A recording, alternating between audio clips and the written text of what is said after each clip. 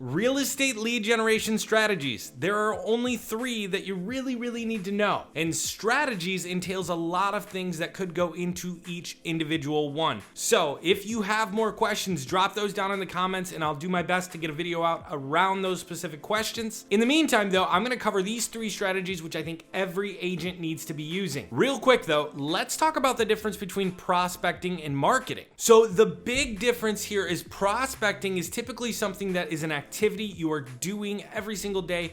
You're working on finding the diamonds inside of the mess. Versus marketing is typically something that you're going to have running in the background. Now, I tend to believe that you should have a mix of prospecting and marketing. And with that, let's start talking about the strategies and how you should start implementing those. So the first thing that you should start doing as an agent is some form of prospecting. Prospecting is a fantastic way, if you're an agent, to start generating leads through activities. Now, this could be door knocking, this could be cold calling, this could be calling expireds for sale by owners.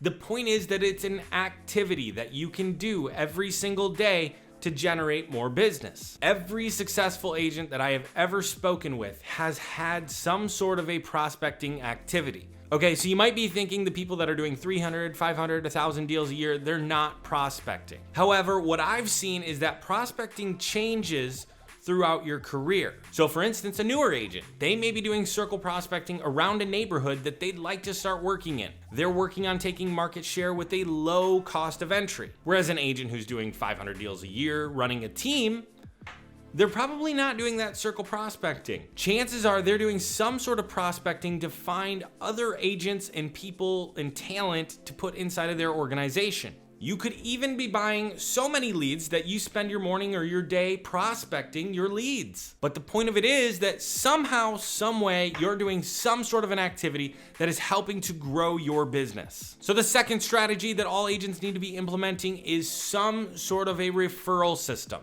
You need to be referring business to other allied vendors inside of your network, and you need to be asking them to refer you business. On top of that, you should be growing your database. The more that you're prospecting, the more people are getting added to your database. Now, these people don't just have to work with you to buy or sell a house. They can work with you by referring you clients. They can work with you by referring someone who's interested in selling, someone who's interested in buying.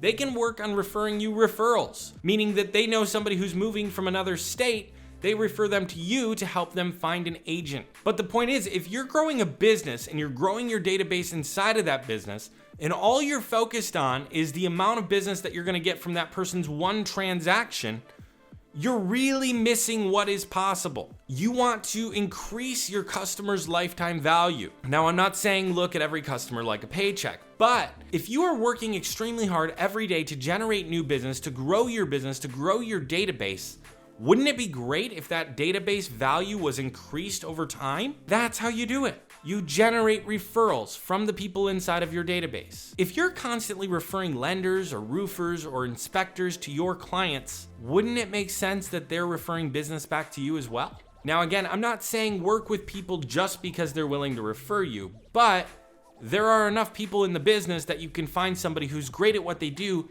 and willing to refer you business. And as these people refer you more and more business, the time that you spent initially prospecting, let's say you're spending 3 hours a day and once a week you get a new client. Well, if that client works with you and then refers you to a friend and continues to refer you business over the next 3, 5, 10 years, the value of that client is exponentially greater than somebody who only works with you one time. So we've got prospecting, which is upfront activity that is going to bring us in business, help us grow our database. Next, we've got our database and our referral network. These are people that we want to stay in touch with. We want to make sure they remember us.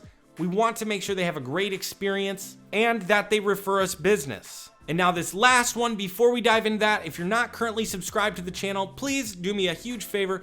Hit the subscribe button, turn on the notifications, and click the like button. And the third one, which I kind of mentioned previously, marketing. So marketing is basically prospecting, but with your money.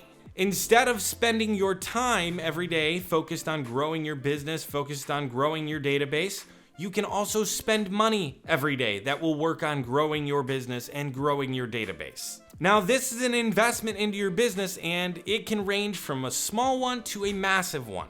Just like the results can range from great to not so great at all. But keep in mind, the point of spending money on marketing is to enhance our prospecting, to make prospecting easier, to generate those referrals from our database and our referral network, and to bring in new clients. Marketing done well should grow your business. It should have a positive ROI or return on your investment. So where are some places that you can do marketing? Depending on your budget, it may or may not make sense to hire a marketing agency to do this for you. Or maybe you run a massive team and it makes more sense to hire a marketing person to come in, work for your team. Or maybe you're a newer agent or a solo agent who has enough time and money to do it themselves. So your website, that is one place you can invest. And running traffic to that website is almost more important than the website itself. A website with no traffic is like a business in the backwoods. If nobody knows about it, nobody's going to it, please don't go out and spend thousands of dollars on it.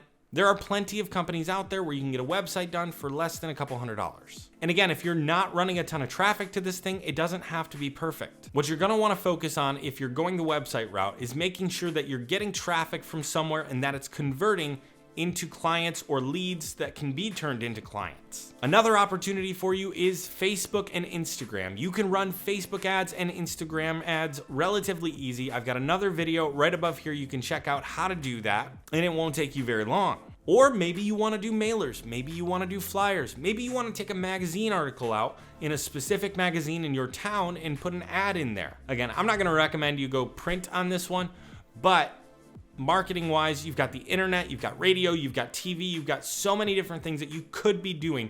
But the point of marketing, again, is to enhance our prospecting, to get more referrals from our database and our referral network, and to bring in new business. So try multiple avenues of marketing, find out what works in your area, find out what works best for you. And just to recap here, we start with prospecting, we move into our database and our referral network, and then we add in marketing. Doing these 3 strategies is exactly what you need to be able to take your business to the next level. And I'd even wager that if you're having issues in your business right now, it comes down to one or more of these strategies not being implemented well. With that, I hope you found this video extremely helpful. If you did, don't forget to subscribe, and I will see you in the next video.